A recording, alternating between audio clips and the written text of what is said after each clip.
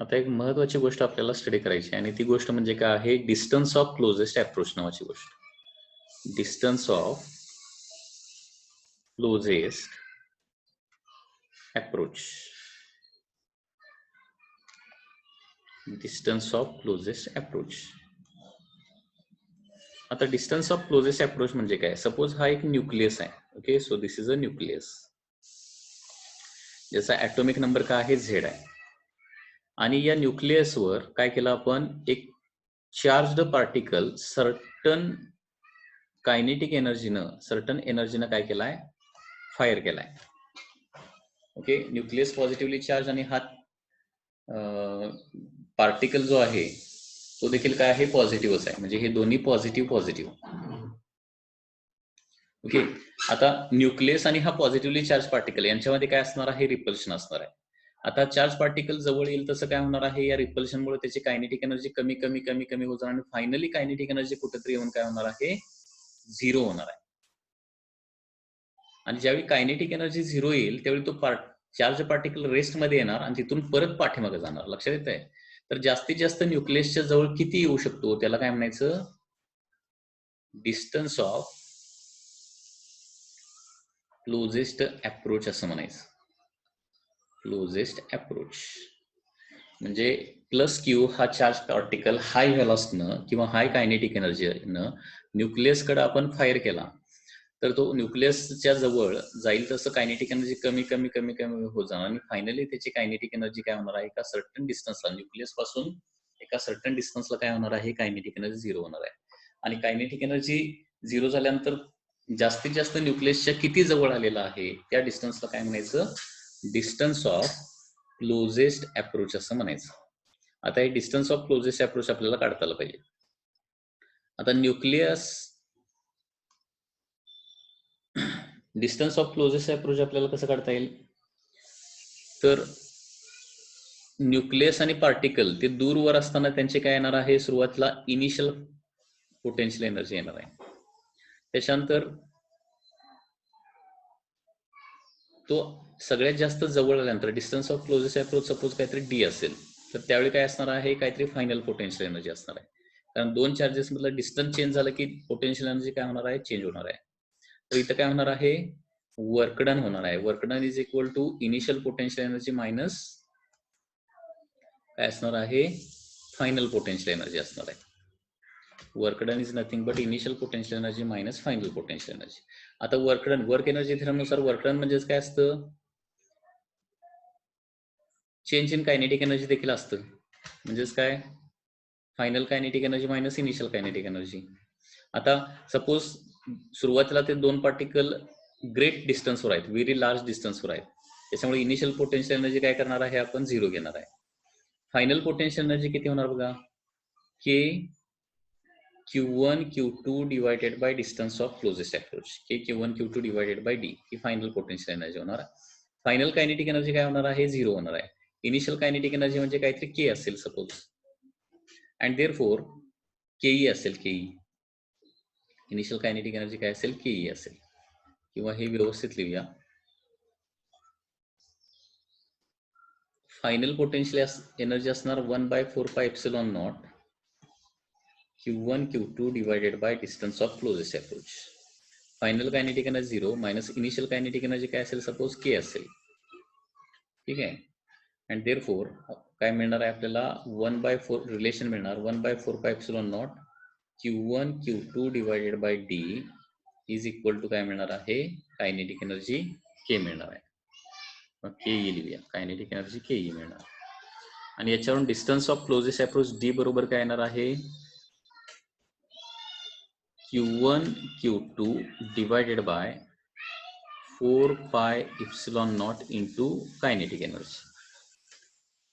So this is the formula for distance of closest approach. म्हणजे distance of closest approach काढण्यासाठी काय करायचं आहे? तर potential energy is equal to kinetic energy एवढंच करायचं आहे.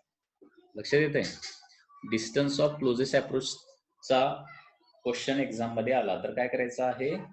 एवढंच लक्षात ठेवायचं आहे की final potential energy is equal to kinetic energy और initial kinetic energy of the projectile.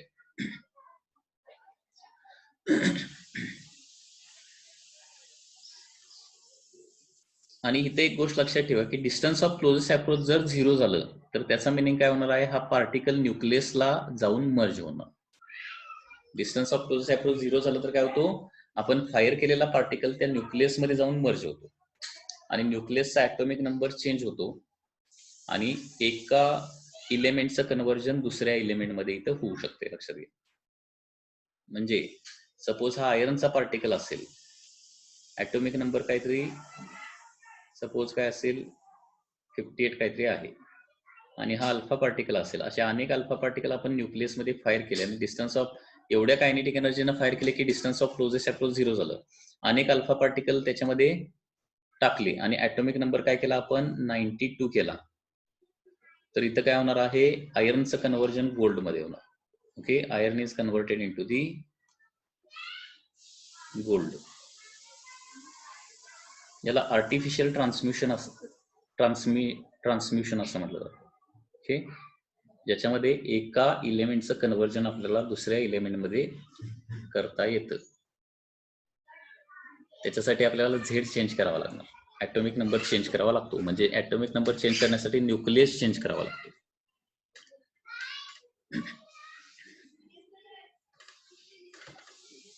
So this is the formula for distance of closest approach. आणि व्हेलॉसिटीच्या स्वरूपात जर लिहायचं झालं तर डिस्टन्स ऑफ क्लोजेस्ट अप्रोच येणार आहे Q1 Q2 divided bye 4πε0 into half m/v². असा देखील फॉर्म्युला येणार आहे डिस्टन्स ऑफ क्लोजेस्ट अप्रोच.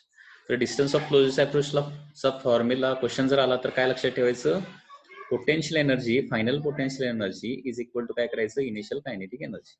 हे फक्त लक्षात ठेवायचं, तुम्हाला प्रॉब्लेम सॉल्व्ह होईल. असाच एक प्रॉब्लेम 2.40 इथं आहे. Problem number 2.40.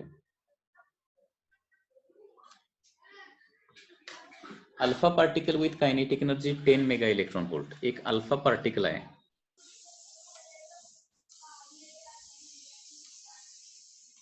त्याची कायनेटिक एनर्जी दिलेली आहे 10 mega electron volt. is leading towards a stationary nucleus, fired towards nucleus, stationary nucleus of Z50. atomic number त्याचा किती दिलाय, 50 दिलाय. तर डिस्टन्स ऑफ क्लोजेस्ट अप्रोच काढायचा आहे. तर for distance of closest approach me काय फॉर्म्युला लक्षात ठेवायला सांगितलं आहे, तर 1/4πε0 Q1 Q2 divided bye D is equal to kinetic energy, that is KE. आता D चा फॉर्म्युला आता इथं व्हॅल्यू अगोदर प्लेस करूया सगळ्या.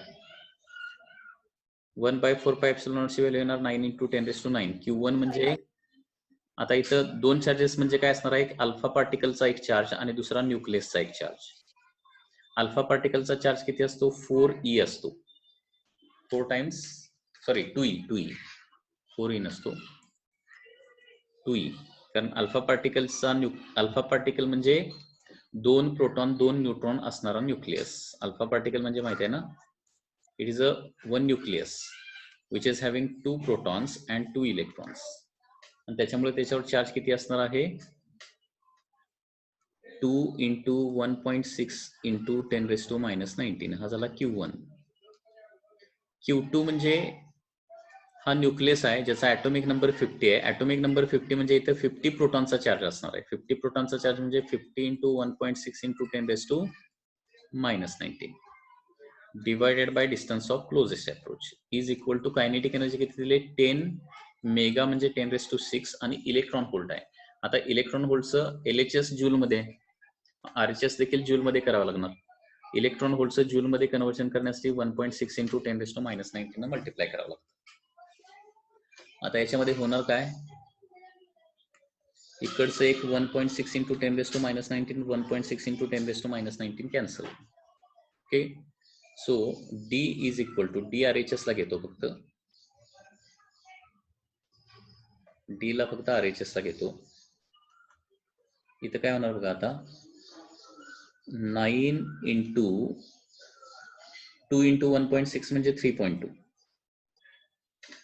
ओके, इंटू याच्यामधलं काय राहिलं, 50 राहिलं.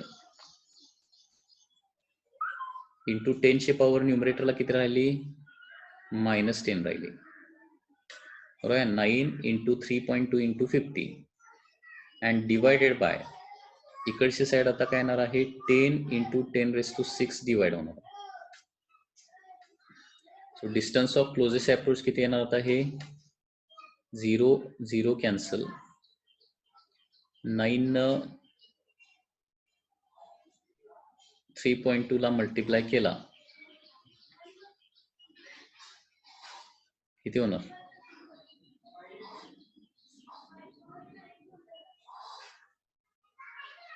28.8 इंटू 5 इंटू 10⁻16 होणार आहे.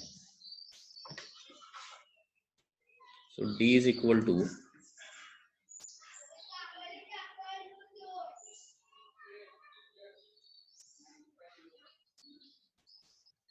224 होणार.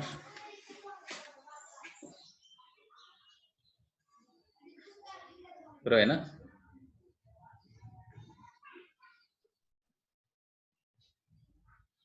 सॉरी 224 नाही,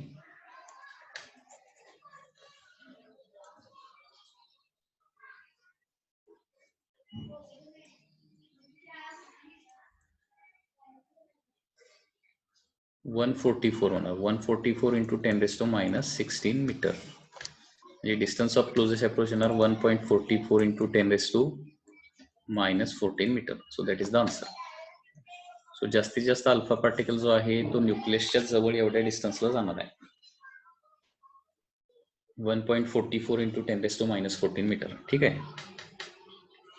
आजचं लेक्चर आपण इथंच एंड करतोय. आता मंडेला भेटू. Okay, bye, have a nice day.